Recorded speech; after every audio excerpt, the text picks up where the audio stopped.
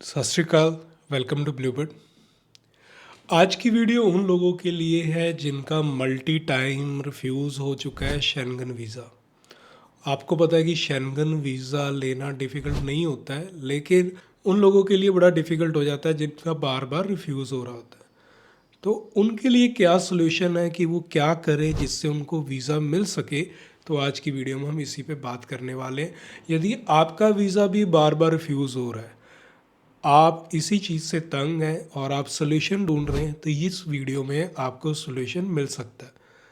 तो और यदि आप हमारे चैनल पर नए आए हैं, आपने अभी तक सब्सक्राइब नहीं किया है और आपको हमारा कंटेंट जो है वो अच्छा लगता है, तो उस चैनल को सब्सक्राइब ज़रूर कर दें कि इस तरह की और वीडियोस जो लेके आएँ और आपकी उससे हेल्प हो सके और अपना टूरिस्ट या विजिटर वीज़ा आप इजीली ले सकें। हमारे चैनल पर जितना भी कंटेंट होता है टोटली फ्री होता है, उसके लिए हम कोई चार्ज नहीं करते हैं। तो मीन्स आपके लिए बिल्कुल फ्री कंटेंट है और इसमें कोई भी ज्वाइनिंग और मेंबरशिप फ़ीस नहीं होती है। कई चैनल्स पर आपको जो है फ्री में कंटेंट डिफरेंट मिल रहा होता है और आपको प्रीमियम कंटेंट देखने के लिए पे करना पड़ता है, बट यहाँ पे नहीं है। सब वीडियोस जो होती हैं वो सभी के लिए होती है और आप सब्सक्राइब करते हो तो हमें मोटिवेशन मिलता है जिससे हम और क्वालिटी कंटेंट जो है इस चैनल पर लेके आते रहते हैं। तो इसलिए सब्सक्राइब ज़रूर कर दें। अब हम स्टार्ट करते हैं उन लोगों के साथ जो बार बार रिफ्यूज़ हो रहे हैं। आप वीज़ा अप्लाई कर रहे हो लेकिन आपका वीज़ा रिफ्यूज़ हो जाता है। हमारे साथ एक रिसेंट में एक केस था जिनसे हमारी बात हुई, हम उनका एक्सपीरियंस शेयर कर रहे हैं। उनकी प्रोफाइल बहुत अच्छी थी लेकिन उन्होंने जो है वीज़ा अप्लाई किया शेंगन के अंदर, और जब उन्होंने पहली बार वीज़ा अप्लाई किया फ्रांस में तो उनका वीज़ा रिफ्यूज़ हो गया। सेकेंड टाइम उन्होंने स्विट्ज़रलैंड में अप्लाई किया, फिर रिफ्यूज़ हो गया। देन उन्होंने स्पेन में अप्लाई किया, फिर रिफ्यूज़ हो गया। और उसके बाद उन्होंने जो है नीदरलैंड में अप्लाई किया, तो नीदरलैंड से भी उनकी रिफ्यूज़ल आ गई।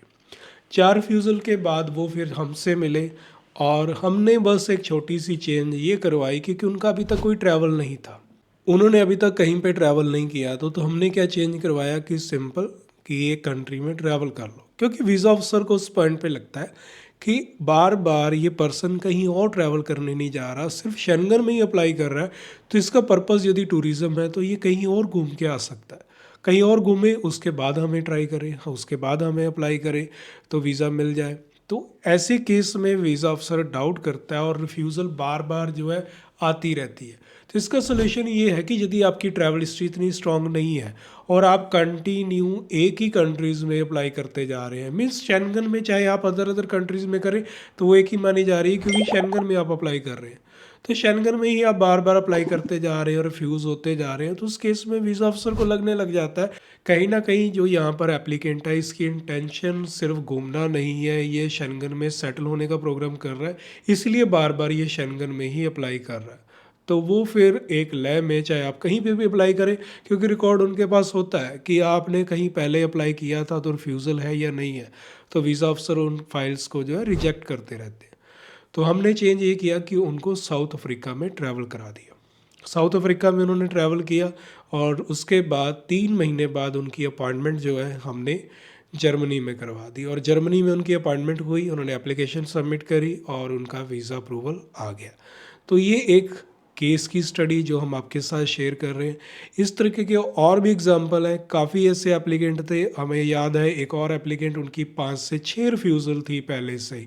हंगरी से रिफ्यूज़ल थी उनकी, पहले फ्रांस से, और उसके अलावा उनकी ग्रीस हो गया। तो इस तरीके से उन्होंने काफ़ी रिफ्यूज़ल ले ली थी और बीच में उन्होंने ट्रैवल भी किया था, बट रिफ्यूज़ल उनकी इसलिए हो रही थी क्योंकि वो कंटिन्यू जो ट्रैवल प्लान दिखा रहे थे वो शेंगन के स्टैंडर्ड के अकॉर्डिंग नहीं था। वो जिस भी कंट्री में वीज़ा फाइलिंग कर रहे थे तो अपना ट्रैवल प्लान सिर्फ उसी कंट्री में दिखा रहे थे और एक ही सिटी में बार बार ट्रैवल प्लान दिखा रहे थे। मीन्स यदि वो चेक रिपब्लिक जा रहे हैं तो कंटिन्यू प्राग में ही रह रहे हैं, यदि वो हंगरी में अप्लाई कर रहे हैं तो बुदापेस्ट में ही रह रहे हैं, किसी और सिटी को एक्सप्लोर भी नहीं कर रहे हैं। तो नॉलेज की कमी की वजह से बार बार एक ही सिटी चूज़ कर रहे हैं जिस भी कंट्री में जा रहे हैं। फ्रांस में अप्लाई किया तो सिर्फ वो पेरिस में ही स्टे है, इसके अलावा कहीं पे स्टे नहीं है। तो ऐसे जो कॉमन रीज़न होते हैं उससे वीज़ा अफसर को डाउट होता है कि बंदा इतनी दूर ट्रैवल कर रहा है, इतनी महंगी टिकट भी लेके आ रहा है, और ये एक कंट्री के अंदर सिर्फ एक ही सिटी एक्सप्लोर कर रहे हैं, दूसरी सिटी में भी नहीं जा रहे हैं। तो क्या रीज़न है, क्योंकि पेरिस को एक्सप्लोर करने के लिए 3 या 4 दिन चाहिए। तो आप 7 दिन का ट्रैवल, 8 दिन का ट्रैवल प्लान कर रहे हो, तो उसके अलावा भी आप कहीं जाओगे, आप नाइस को चूज़ कर सकते हो। आप पास में एम्स्टर्डम में जा सकते हो, नीदरलैंड में। तो इस तरीके से काफ़ी जो है सिटीज़ पड़ोस में है जहाँ जाया जा सकता है, लेकिन पर्सन नहीं जा रहा, तो मीन्स इंटेंशन कहीं ना कहीं रॉन्ग है। कहीं ना कहीं वो पर्सन सिर्फ शेंगन के अंदर ही जा रहा है, तो सिर्फ वो उसका पर्पस टूरिज़्म नहीं है, इसके अलावा वो उसका कोई और पर्पस है। तो इस वजह से भी वीज़ास रिफ्यूज़ होते हैं। तो हमने यहाँ पर भी एक चेंज किया कि उनका जो ट्रैवल प्लान है वो 3 अलग अलग सिटीज़ में दिखाया। 2 सिटीज़ सेम कंट्रीज़ की, वो वीज़ा अप्लाई हुआ था स्विट्ज़रलैंड के अंदर। तो स्विट्ज़रलैंड में उनका जो ट्रैवल प्लान ज्यूरिक और हमने लुसर्न में दिखाया, और उसके बाद जो नेक्स्ट प्लान था उनका मिलान में दिखा दिया। तो तीनों सिटीज़ पास में थी, 2 स्विट्ज़रलैंड की और 1 इटली की।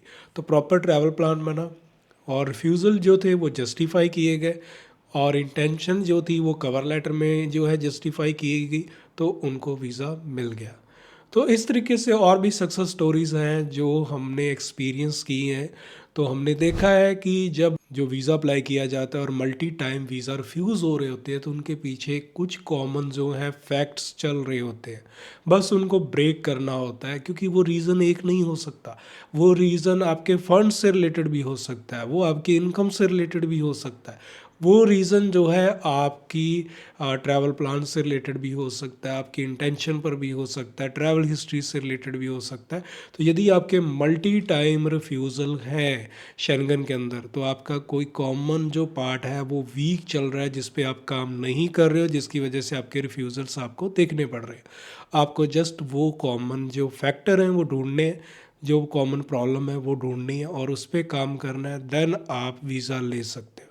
यदि बार बार वीज़ा रिफ्यूज़ हो रहे हैं, थोड़ा ब्रेक ले लें, ट्रैवल कर लें किसी और कंट्री में, और अच्छी कंट्री में ट्रैवल करें। ये नहीं कि आप पहले तो दिखा रहे हो कि आपके पास बजट अच्छा है और आप स्विट्ज़रलैंड जैसी कंट्रीज़ को चूज़ कर रहे हो, उसके बाद आपने एकदम मलेशिया थाईलैंड चूज़ कर ली, पैसा बचा लिया यहाँ पे। ऐसा नहीं, थोड़ा बजट दिखाएं। आप साउथ अफ्रीका ट्रैवल करके आए, टर्की में ट्रैवल करके आए, तो ऐसी कंट्रीज़ चूज़ करें जहाँ पे वीज़ा सक्सेस रेट भी अच्छी मिल सके, और थोड़ा बजट भी अच्छा लगे वहाँ पे, और वीज़ा अफसर को लगना चाहिए कि आपने क्वालिटी कंट्री चूज़ करी है ट्रैवल के लिए। आपका जो टारगेट था एक अच्छी कंट्री में घूमने का, आपने वो ट्रैवल कर ली है। ऐसा गलतियाँ ना करें जो आपस में मैच नहीं करती। ये कॉमन होता है कि शेंगन के लिए तो हम तैयार हैं 2-2.5 लाख रुपए लगाने के लिए, लेकिन ट्रैवल हिस्ट्री के टाइम पे हम सोच रहे हैं कि नहीं, 30-40-50 हज़ार में हमारा पैकेज बन जाए थाईलैंड मलेशिया में, हम वहीं पे घूम के आ जाए, और वो एक बेनिफिशियल हो जाएगा। स्टार्टिंग में आप जा रहे हो ओके है, लेकिन आप उसको ब्रेक करने के लिए जा रहे हो, जो आपकी रिफ्यूज़ल्स बार बार आ रही है, तो फिर आपको ये चीज़ जो है मेंटेन करनी पड़ेगी। तो यदि आपको वीडियो अच्छी लगी है, चैनल सब्सक्राइब जरूर करके जाएं। सिर्फ 2 सेकंड लगेंगे चैनल सब्सक्राइब करने में, हमें मोटिवेशन मिलेगा, ऐसी और वीडियोस जो है इस चैनल पर लेके आएंगे। मिलते हैं फिर एक नई वीडियो में। सत श्री अकाल।